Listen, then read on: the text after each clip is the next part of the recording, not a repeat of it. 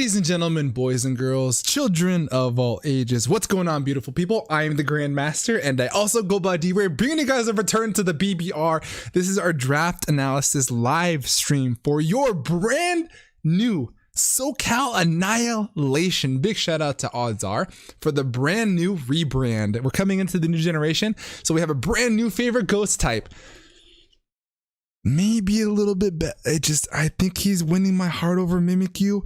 Don't tell her I said that. Don't tell her I said that. Close the ears. Annihilate is a fantastic ghost type, so I had to get a new team representing Southern California. The Annihilation is here. The Annihilation is now. I hope you guys are excited for BBR Season 4. I'm not scripting this. We always do these things live to ensure that not only do I get to interact with whoever wants to come on in and just kind of answer any questions as we go on and break down my team, what we drafted, why we drafted it, what my thought process was, etc., etc. I'm sorry about the beginning of the stream. I've been having some, I guess, the new OBS system, it was weird. So when I started it, it was also weird during the BBR draft stream, which was done by myself and my good friend, mi hermano, Mr. mattoshea, coach of the Montreal Milotic. All the links to all the coaches down this season are going to be in the description. So make sure you head down there, watch all of their draft analysis. They are live now. As soon as you're done here, go. And if you're watching this after the fact on the VOD, hi, hello there, how's it going? My name again is GrandMasterDRey. I typically play Draft League. I've been in a lot of different areas. I feel like you guys would really enjoy being here. So if you guys can consider subscribing, I feel like that would be a good thing. Hit that subscribe button. I could pull up my analytics. I know something obnoxious, like 10% of the people that watch my videos are subscribed, even though, you know what I mean? Like, just hit the subscribe button. It helps out. Plus, I feel like I have a good time. I'm a fool. I feel like I'm a very prominent mind, but hey, when I get in front of that draft league timer, I turn to mush and it's a fun time to watch. Why not, guys? Hit the thumbs up button, leave a comment down below, just talk in the stream. Shout out to Michael Brown that says PALAFIN is my new gen mon. I think it's one of my favorite Pokemon of all time now. It's like top 5. And if you guys saw the thumbnail, that's the spoiler. But I am the commissioner now of the Breejex Battle Royale. I want to talk about a couple things before we get things underway. Number 1, big shout outs to my brother. We fight, we bicker, we love, we laugh. Mid is a good kid. He is one of my best friends in the community. Mid Pokemaster came to me and asked if I wanted to take over the BBR. I am the commissioner and it is now my baby. This league means so much to me. It's really where I got my exposure. It's really where people found out who I was. It was my avenue and it was my vehicle to open the doors to communities and social circles that I was blessed to be a part of and allowed to come into their homes and allowed what was the Grandmaster's table to really project me to be to where I am, which really isn't much, but I'm thankful to say that I have made a lot of great connections here in the Draft League community, a lot of great connections in the Pokemon community, all thanks and stemming off from the Breejex Battle Royale. So to be the new commissioner of this is fantastic. I have to give a big shout out to my Eggmans because of the egg theme that we have in the BBR. They're my Eggmans, my admins. Shout out to Just Kurt, aka Kirby, who has been my right-hand man, helping me make sure that the BBR is the entity that it is. I really do appreciate that, man. That really helps out a lot. As well as we have Jack Gravy, which is helping us out. We have Mid Pokemaster, which is again still an Eggman. I still need his help. He's my brother, just riding coattails with me. I love it and love him to death. And so they have been a big help as making the BBR what it is. We're a very tight circle and hope that you guys enjoy your time in the BBR. As of now, in the description will be a link to the Discord server where you guys will get access to graphics that we made for the standings as we move forward towards the season. Now, with all that out the way, with all the plugging stuff, oh, one more thing, follow the Twitter. It's down in the description as well. Now, in regards to Draft League, I do want to say a couple things. Draft League is very different from any other format. And as I pull some stuff up here so I can get more people into the chat as I speak, my Discord's kind of going a little bit slow, but as I talk and not look at you guys at the same exact time, Draft League is very different from any other battle format that you're probably a part of. For those who don't know, Draft League is the same as fantasy sports. So Pokemon Draft League, the way that it works, teams are put together in a pool and they come up with draft positions, which basically means when they're allowed to pick their Pokemon. Now, when the order is set, we draft and pick Pokemon in a snake-like format. The first pick goes first, and then the second, third, fourth, fifth. Once the last pick goes, they get to pick again, and then it goes back down. In this case, we have 18 coaches this season, 2 different pools. We are in the violet pool. The scarlet is the other. 9 coaches in each. So when the first person goes, second, third, fourth, fifth, sixth. When the 9th person goes, the 9th pick picks again, and then it goes back down to 8, 7, 6, 5, 4, so on and so forth. With that being said, we pick Pokemon to create a team of up 9 to 11 Pokemon, all restricted within points. Each Pokemon is valued within a point, which where we believe is where they valued in regards to how good that Pokemon is. For whatever that Pokemon does and how it functions is determined on the value that it has. 18 points is the highest, 1 point is the lowest. Last point that I will make about this league and the way that we're doing things. Number 1, the bans. We did ban the move Shed Tail, which is exclusive on Cyclizar and on Orthworm. We also decided to ban Revival Blessing, which is on Palmot, and also a bug type that I can't remember. I think it's Rabska. I can't remember off the top of my head what her name was, but it is a bug type Pokemon that essentially is a free revive to bring back a fainted Pokemon. And Shed Tail's functionality is it is a pivot move that at the cost of 50% of the user's health, it creates a substitute, then switches out and passes it on to the Pokemon that is coming in to replace it after Shed Tail is clicked. So everything else that's banned, uncompetitive items like King's Rock and Quick Claw, things of that nature. All of the Uber Pokemon that are box legendaries are also banned. Aside from the box legendaries, everything else is allowed. So Koraidon and Miraidon are banned, but everything else is allowed because this is the very first Wi-Fi draft league of the generation. Very proud we were able to pull this off the way that we did during the holidays. Shout out to my team. So Fluttermane is allowed, Chin-Pow is allowed, PALAFIN is allowed. I'm very excited for this season. If you guys are too, make sure you hit the subscribe button and subscribe to all the other coaches. Now, with all that house cleaning crap out of the way, let's get things on and popping. I do want to actually bring in my team. Let's see real quick. I want to bring in this. We are live. And I'm going to put my draft analysis here for everyone to come in. So I do these live because it's fun to interact with you guys and kind of talk about what things that I want to do. So now let's get into our team. We were in the violet tier, which is fun because I decided to make my team colors silver, gray, and purple. And we ended up in violet, which is kind of poetic justice. But we ended up getting the 3rd pick overall in our pool. Now, first pick in my pool was Olivia Sama and the Highway Quazzes, and they picked Roaring Moon. And then John Jr. was number 2, and he picked Fluttermane, which is very good for 1 and 2, in my opinion. Now, with those being gone and me not expecting to get any of those, I was like, damn, what do I want? In the 18-point tier, I was like, damn, there's these broken Pokemon like Iron Valiant, there's Chin-Pow, which is really what I wanted. But then I was like, damn, dude, if I don't take this Pokemon, I probably won't get another chance to use it. And it's one of my favorite Pokemon in the generation. I think that this Pokemon is my 2nd favorite of this generation, which is saying a lot because I love Annihilate a lot. I'm from the Kanto day, guys. I'm here from Gen 1, so I love Annihilate. I think that Primeape getting some love is fantastic. So with our very first pick of the BBR Season 4 draft, we decided to pick up PALAFIN, baby. PALAFIN was tiered off at 17 points, not 18. It is not banned. We have unbanned PALAFIN, baby. Let's go. So PALAFIN is a very powerful Pokemon.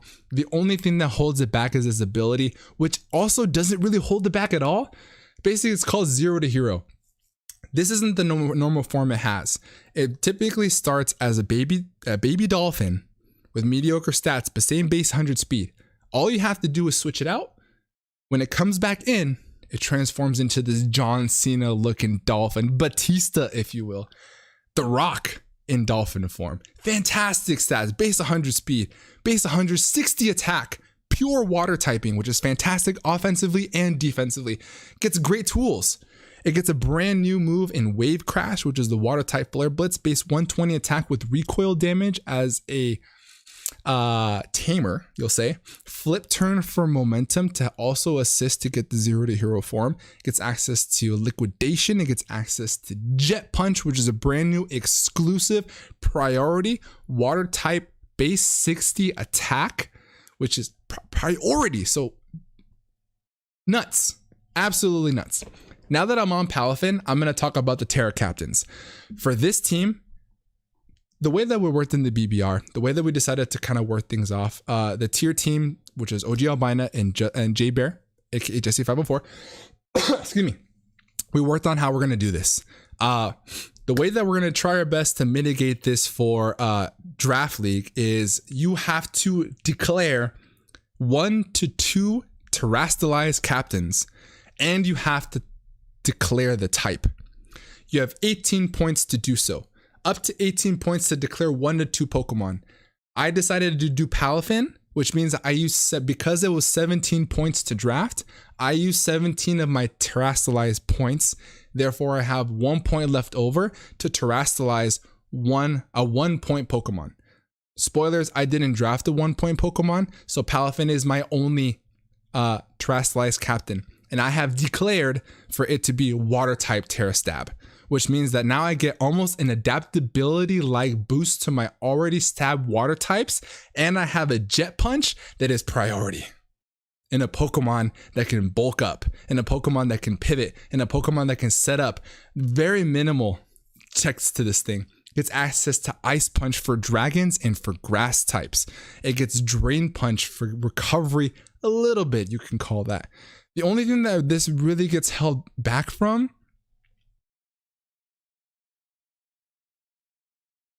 Someone call in the Palafin check. Nothing. This Pokemon is nuts. It doesn't get reliable recovery. That's the only Achilles heel this Pokemon has. So busted. I feel like it's going to be fantastic. But that's just me because we have it. Now, to support this team, I will say moving forward, I have broken the fourth wall. We have played week 1. I have made some adjustments, but I'll talk to you guys about what I drafted. Week 2, I will talk about the changes that I made. I'm not going to talk about them now, but there's a thought process here that ended up hitting a wall, and I will not tell you what that is. You'll have to watch my week 1 and week 2 battle to find out. That's the spoiler, baby. That's the teaser. So you gotta subscribe and watch the video. You gotta watch the videos, baby. It's a great time over here. Second overall pick, we picked up Iron Moth. How do you construct an offensive core that clicks buttons? You get the physically offensive threat with base 160 attack and incredible stab moves and access to flip turn from momentum to get damage on stab, U-turn like moves, which is a water type U-turn, and you hit the check. And what checks Palafin? Grass types. What checks Palafin? Dragon types. All getting mitigated by this boy. Oh, Iron Moth is the Paradox future form of Volcarona. It has base 110 speed, base 140 special attack, access to Fiery Dance that gives a 50% chance to raise its special attack, gets access to Sludge Wave, gets access to Energy Ball and Discharge for water type coverage, so those can't wall it, gets access to Agility. It did lose from Volcarona to Iron Moth, Roost and Quiver Dance, but that doesn't matter. We still have access to Agility plus Fiery Dance, baby. We're gonna set up and we're gonna win. Access to U-turn, so both Palafin and Iron Moth can pivot around their checks so the other can come in and break. Bananas. One thing you'll notice about me is if you see me play in Draft League is that I love to click the big red button. We love the big red button. We have 2 massive red buttons, and I'm so excited for these 2. Fantastic offensive core in my personal opinion. It is a fire and poison type, so it lost the bug typing, which is a fantastic check to other offensive threats as you'll see moving forward. So great Pokemon. How do we support these 2 juggernauts that are most likely, spoilers, probably going to come every single week? So the next Pokemon that we decided to pick up was Baxcalibur. Why? Because I'm not going to get it if it doesn't come back. How do I break the Broky Grounds? What's the check for PALAFIN? The grass types, yeah, there's Iron Moth. Okay, what's the check to Iron Moth? The steel type. Okay, we have fire type coverage. How else do we break on the physically offensive side? Because Iron Moth is especially offensive Pokemon. Let's get both ends of the spectrum to allow PALAFIN to just run away with the game. We're gonna bring in Baxcalibur here, baby. Baxcalibur is the pseudo legendary of Generation 9, fantastic dragon and ice type Pokemon. Gets access to thermal energy, thermal something. I don't remember what it's called specifically, but what it means is that if it gets hit by fire type attack, it boosts its attack by 1, and it can't get burnt. On a physical offensive Pokemon, to not fear being burned. Oh yeah, it's time. Now, also gets access to Dragon Dance, Stab Priority, and Ice Shard. Gets an exclusive Dragon type move with Outrage-like power in Glaive Rush. It does have a drawback, and then the following turn, if you survive, I'm susceptible to more damage. But at the end of the day, it's still a base 120 Dragon type stab move. Crazy attack. I wanted to make this Terra Captain, but I ended up doing it on PALAFIN because in my mind, PALAFIN and water type Terra is just so busted. So I was going to make it a terrestrial electric type to just have the bolt beam coverage, electric and ice stab with the Dragon Dance, but I feel like it's a little bit more counterable. How do you just jet punch, water stab? Crazy. Next Pokemon that we picked is going to be Tinkaton. This is the hot take here, man. This is the Pokemon that I'm like, dang, I don't know. We'll see, man. It's and I also just noticed that I didn't have my right below me. I don't have this is GrandMasterDRey and the SoCal Annihilation. And there's more graphics there. I dropped the ball there. I just realized that right now. F in the chat, baby. F in the chat. But anyway, there's a white space and it's bothering me now. Anyway, Tinkaton, staring. It's Steel and Fairy type. Game Freak said, here's another Pokemon with a broken ass dual typing. But he's dropping a little bit short here. It's one of my favorite Pokemon of the gen, but base 75 attack is kind of unfortunate. But it gets base 160 power Gigaton Hammer. So we'll see we'll see what we could do. I think that on paper, this Pokemon does a lot. So I'm hoping it pulls its weight. We will see. To be decided. Fantastic steel type. Good roll compression and having 2 of the best typings in Draft League in one Pokemon. If you know about me in drafting, Thermal Exchange. Thank you so much, Gentleman Thomas. Thermal Exchange. I like to roll compress as much tasks I can and as many minimal Pokemon as possible to get both the steel and the fairy typing in one. Now I have the Dragon Fairy Steel Core in 2 Pokemon. I think it's fantastic. So doesn't get access to hitting steel types at all, which is unfortunate. It gets Brick Break. That's the best it's got. And Foul Play if it's physically offensive, but access to Gigaton Hammer, Play Rough is really nice. Swords Dance and is really nice. Fake Out for a priority. It's something. But that's Tinkaton. Well, I hope he pulls his weight. And 4 may have been a little bit early, but we'll see. We got the Don, baby. We got Don Julio. Don Julio. I don't know if he's going to stick around, but we'll see. Yeah, I'm just kidding. It's just, I love Don Fan. It's a fantastic Pokemon. But I'll let you guys wait till week 2. You guys got to watch these videos in order for you to get my thought process here. But Don Fan, fantastic Pokemon. Super strong offensives. Super strong defensively. It retained everything. Still has knockoff, still has Ice Shard, still has Rapid Spin, still has Stealth Rock. Fantastic roll compressor for hazards. Now we have hazard removal. This generation, Rapid Spin and Defog is just a dime a dozen. So to get both hazards and Rapid Spin here with one Pokemon is fantastic on a bulky normal type. I mean ground type. Great Pokemon. Speaks for itself. Next mon that we have, Monch. What you'll notice about me, my comfort Pokemon here is Rotom. Rotom, it took me to a championship. Literally put Dracovish on his back and really became our kill leader with Dracovish on the team. Fantastic offensive synergy with electric and grass. And this is our Pokemon to be able to get rid of bulky water types. Because at the end of the day, without coverage, PALAFIN, Iron Moth, and Baxcalibur don't really like bulky water types. What's the best bulky water type killer in my personal opinion in the game? Rotom. All the ground and water types that are 4 times weak to grass, boom. Stabs on both sides, boom. Sucks that it lost Defog, unfortunate, but hey, it is what it is. And also lost Pain Split, which really sucks, but can still Will-O-Wisp, can still Volt Switch, can still Discharge. Leaf Storm, like I said, can still Hex, which is really nice. It still does Rotom things, just not the utility side. How? Rotom's gonna get unleashed, baby. Rotom Monch. Next up we have Goth. Here's my thought process, right? Who's forgetting about Gothitelle? Why is Gothitelle bad? It's not.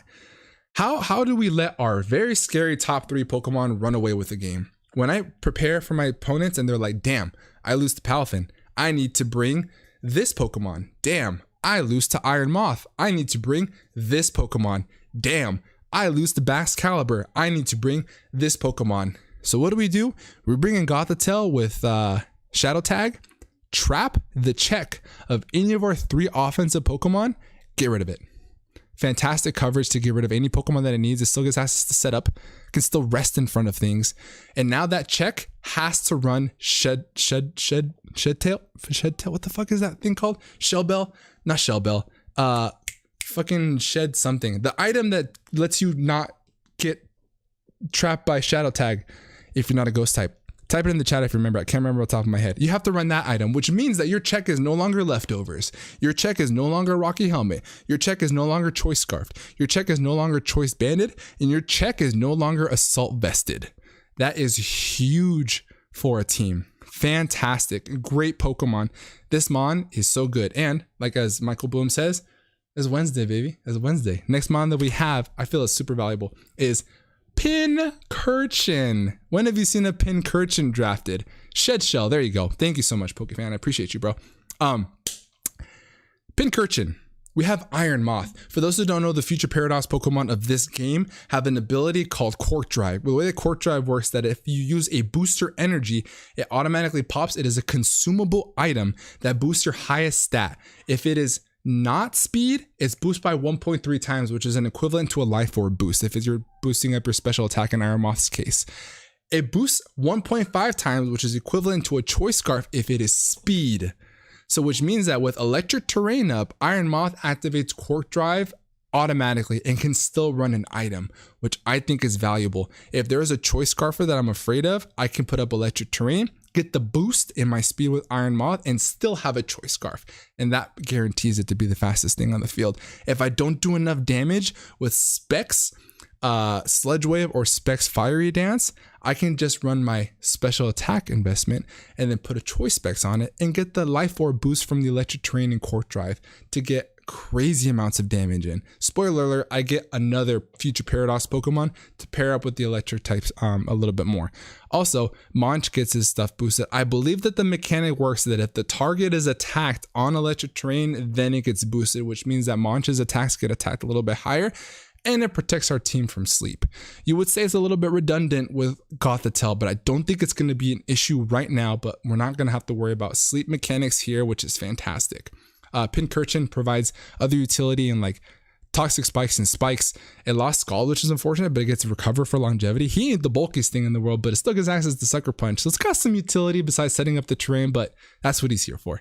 Next up that we have Komala. Like I said, Rapid Spin is dime a dozen, baby. We needed a normal type. We needed more Rapid Spin. So now we have Donphan and Komala, both of them to remove hazards. I think it's fantastic. They took Last Resort from my boy. That was his big thing, but now he doesn't have Last Resort, but that's okay. Still gets access to U-Turn, still gets access to Wish, Rapid Spin. It gets good. I think it's Body Slam and Facade, but Comatose is his ability, which means that it is a status absorber. If they want to try to Thunder Wave me or burn me, then we bring in Komala and then get rid of it that way. That's really, really cool in my opinion. So Komala is there as a low tier option to get rid of hazards. And then the last Pokemon I believe that we picked up as 10 was our future Paradox Pokemon, Iron Jugulis. I think it's pretty good. We'll see how it goes. Iron Jugs is a flying and dark type, is the Paradox form of Hydreigon. Also, we have another Cork Drive user. That's what the 2 Cork Drive guys with the electric terrain. Access to good offenses, man. I mean, it's still pretty bulky for a dark type. It's also got access to Dark Pulse for stabs. It's got Hurricane. It's got U-Turn from Momentum. Doesn't have Roost, which sucks, but it does still retain Dragon Pulse, which is really nice. Gets access to Flash Cannon for the fairies. Very good offensive Pokemon, in my opinion, in a base 108 speed. So I can kind of interchange between Iron Moth and Iron Jugulis on who wants to be the speed, who wants to be the breaker. And with Cork Drive and the electric terrain, I feel like it's going to be really good. The 2 Pokemon cover each other really well. Iron Jugulis is very weak to fairy types. Iron Moth resists fairy types 4 times, I might add. Iron Moth is 4 times weak to ground types, and Jug is a flying type that is immune to ground types. So they cover each other really, really well, especially physically and offensively. So, or defensively and offensively, I should say. So that's what my thought process was there, and I feel like it's going to be very underrated, very underrated. But I think that we've supported Palafin and Iron Moth really well. The goal here is to let those Pokemon run away with teams and run away with games, and hopefully it ends up working out for us. But this is your team, guys, for this season of the BBR. 7 weeks is what we got going on. 7 weeks total. It's gonna be a very quick season because we do highly, sorry, spoilers. 3, 2, 1. We do highly expect for Pokemon Home to be released early in the beginning of spring of next year. So this season should end right around that time, and that way we can have maybe a quick turnaround and get all of those homes in, like Ursaluna and what the fuck is still there, the damn evolution to Scizor, all those Paradox, not the Paradox, the Hisuian Pokemon are coming back, amongst a lot of others. So it's going to be a shorter season this week, which means that every single win matters. Dude, there are 18 coaches, 8 people get in. Every win is huge. Now, to talk about the timer, we understand the timer situation. That is the second part of the reason why the season is so short. We're testing to see how this works. Breaking the fourth wall, as of right now, only 2 games have been decided via timer out of all the other ones, which is fantastic. Knock on wood, hopefully that ends up being the case. The way that differential is going to work, because that way we don't want to make the coaches be like, not to say anybody will, to say that I'm going to timer stall you and that's how I'm going to win the game. The way that differential is going to work is that you will no longer gain or lose differential points depending on the timer. For example, if I play mattoshea, timer runs out, and I have 4 Pokemon alive, he has 3 Pokemon alive. Because the timer is an issue, Matt would not lose those 3, and I will not win 4-0. I will win 4-3, and I will subtract the difference, which means that the difference is +1. Instead of me winning 4-3 to timer and getting +4 differential, and Matt going -4 differential, it will be +1 for me, -1 for Matt, which is the difference between my 4 Pokemon being alive and his 3 Pokemon being alive, which eliminates what we hope a timer stall strategy. So that's the way we're going to combat the timer for right now. I really hope Game Freak watches this, and I hope the BBR gains traction to hope be a part to be the movement to gain timer back into the competitive Pokemon for singles. That would be fantastic to allow more content creators to come back to the space, so on and so forth. Thank you guys for your support. Please, down in the description will be a link to all the coaches' channels, will be a link to the Discord server, will be a link to the Twitter, all that fun jazz. Follow, like, all that stuff. We'll keep very interactive with you here in the BBR. They'll be keeping you up to date with all the standings. We'll be having pick'ems for each and every. It does fluff our feathers a little bit if you root for us as we move forward throughout the season. And it's going to be a fun action-packed. They have a lot of really good personalities, a lot of great content creators, a lot of great battlers. It's going to be a action-packed season. Once again, guys, my name is GrandMasterDRey. Thank you so much for allowing me to grace your presence in this time here on a beautiful Sunday. Thank you so much to Mid for giving me the BBR. I will not let you down, bro. This league means the world to me. Thank you so much. I appreciate you, and I hope that the BBR can continue to be the great entity that it is, and still be a league that everybody looks forward to each and every season. Thank you so much for your time. Once again, I'm going to get the heck up out of here. Have a great rest of your day. And above all else, be nice. Peace. BBR is back, baby.